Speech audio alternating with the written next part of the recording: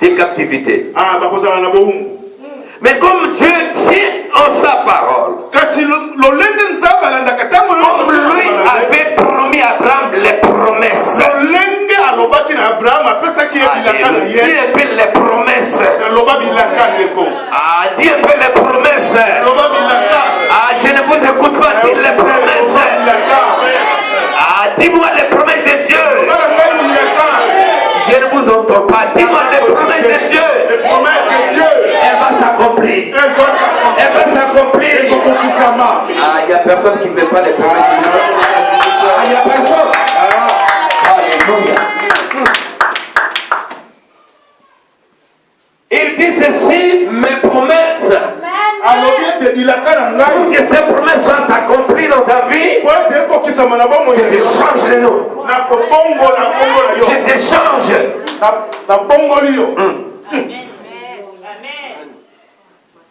Et Abraham,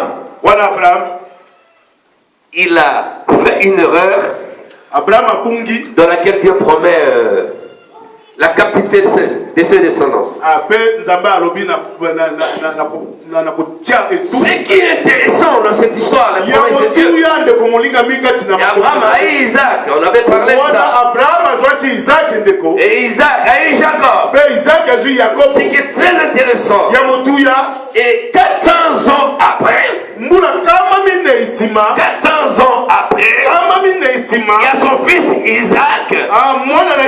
Il fait le même chemin que son père. Ce qui est plus intéressant encore, alors Jacob, le petit-fils d'Abraham, il est allé le même chemin. La Bible déclare ceci. Abraham, quand Dieu avait changé le nom, c'était à Canaan. La Bible, Dieu lui a demandé d'ériger un hôtel. Et il a fait un hôtel. Ce qui est très intéressant encore, quand Isaac est venu, il y a le même endroit il a offert le sacrifice à Dieu. Ce qui est intéressant encore, plus intéressant encore, pour accomplir le nom de Dieu, les descendants de Dieu, la Bible déclare que Jacob, il était descendant d'Abraham, il est allé à Canaan, il a fait l'hôtel, il est allé à Bethel, il a fait l'hôtel. Est-ce qu'une personne peut bouger les mains? Est-ce qu'une personne m'écoute? Dis-moi les promesses de Dieu. Dis-moi les promesses de Dieu. Vont s'accomplir dans ma vie.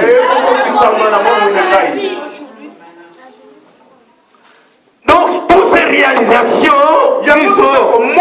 c'est après 400 ans. Comme Dieu avait déjà promis la captivité de ses enfants, si c'est descendance, nous voyons Isaac, c'est le fils d'Abraham. Nous voyons Jacob, c'est le petit-fils d'Abraham. Nous voyons Jacob, c'est le père de Joseph. Alléluia. Est-ce qu'il peut s'appeler Rosanna?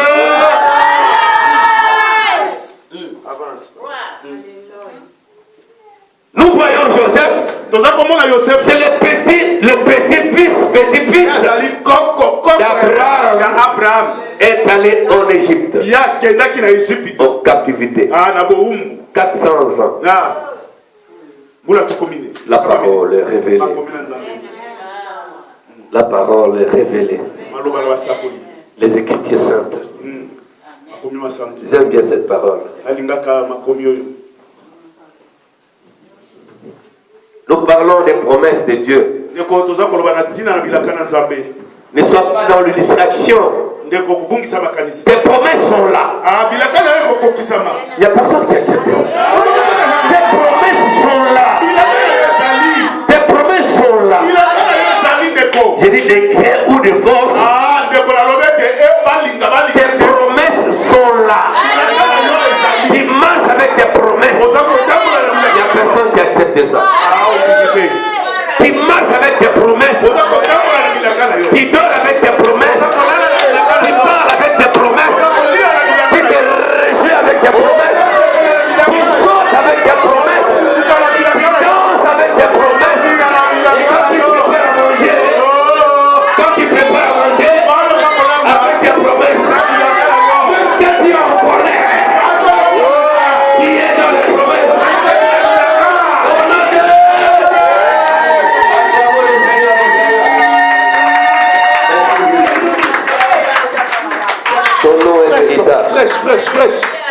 Alléluia. Bien-aimé dans le Seigneur. Amen. La Bible déclare ceci. Dieu avait dit à Abraham. Les Cananéens alors dans le pays, ils étaient là. Pour lisez ce verset biblique. Verset 7.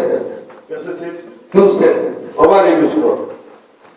Je lis au nom de Jésus dans Genèse chapitre 12 au verset 7.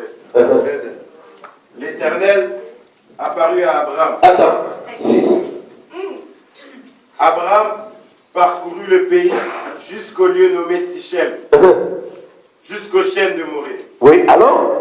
Les Cananéens étaient alors dans le pays. Attends. Les Cananéens étaient dans le pays. Ça veut dire ce pays-là, ce n'était pas le pays d'Abraham. Ce n'était pas le pays d'Israël. C'était un pays des Cananéens.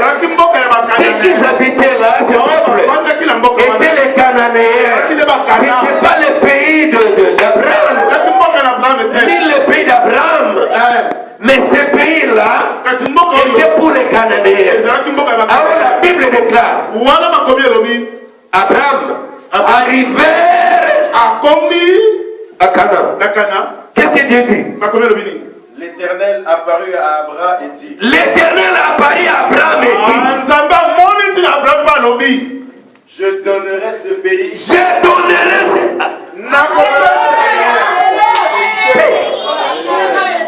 Qu'est-ce qu'il dit? Je donnerai ce pays à ta postérité. Attends. Je donnerai ce pays à ta postérité. Je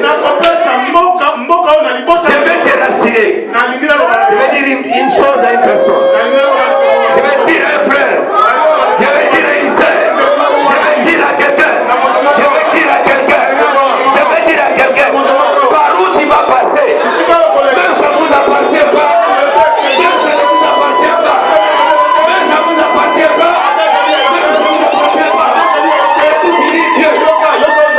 Qu'est-ce qu'il dit? Je donnerai ce pays à ta postérité. Acclamez le roi des rois. Quelle que soit ta situation, là où tu es, quelle que soit les contrariétés de ta vie, mais la Bible déclare ceci. Quand tu as foulé la plaie de ton pied,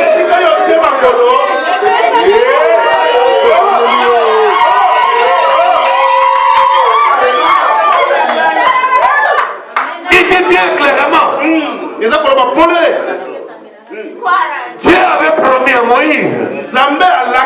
Mais là, nous voyons l'accomplissement de la promesse de Josué.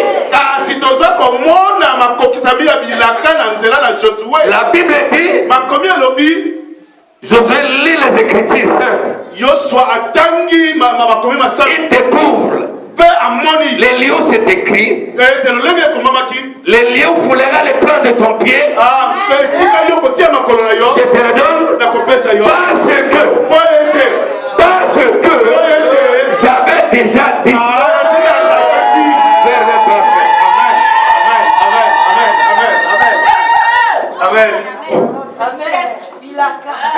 J'avais déjà.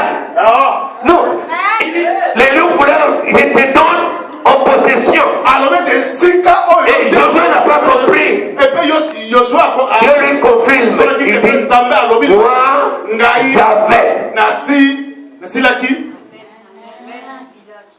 j'avais déjà dit.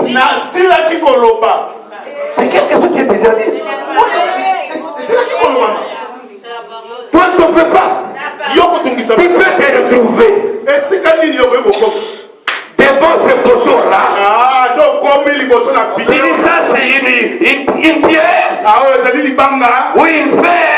Mais la Bible dit, Dieu avait parlé et toi tu seras béni. Pas ici, mais au Canaan. Mais le mur est là. Dieu est déjà possible. Il va t'étonner. Comment ce mur va partir? Comment elle va tomber? Comment il n'y a pas de mur? C'est la parole du Seigneur. Il dit à Abraham, ce pays-ci, que ces gens ne t'aiment pas. Tu n'es pas naquis de Canaan. Tu n'es même pas cananéen.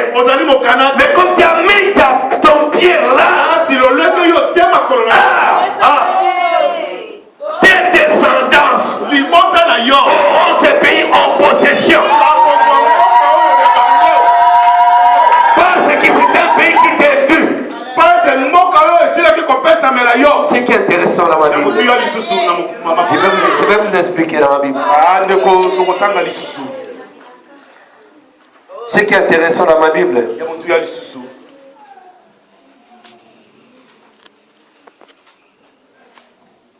les Cananéens étaient alors dans le pays. Dans le pays.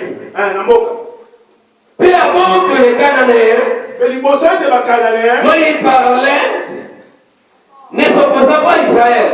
Suivez-moi. C'est écrit dans ma Bible ici. Bible. C'est pas écrit ici, c'est écrit ici. Cette Bible des hommes de Dieu. Suivez l'explication. Amen. Alléluia. La Bible déclare ceci. La Bible déclare ceci. Je donnerai ce pays. Dieu ne fit pas à Abraham une promesse qui se limitait qu'à lui.